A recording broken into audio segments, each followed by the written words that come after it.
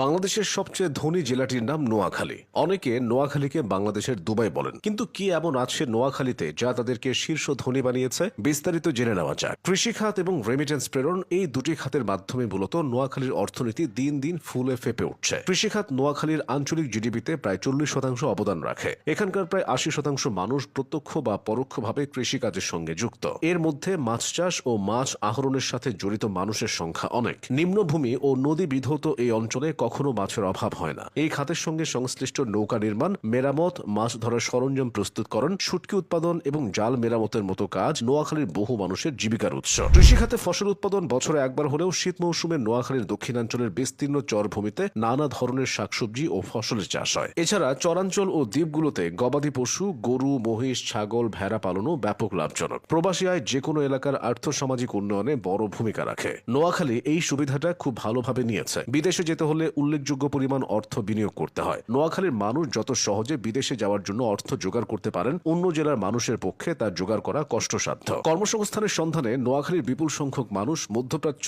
Europe ও অন্যান্য দেশে অভিবাসী হচ্ছেন। বিদেশে কর্মরত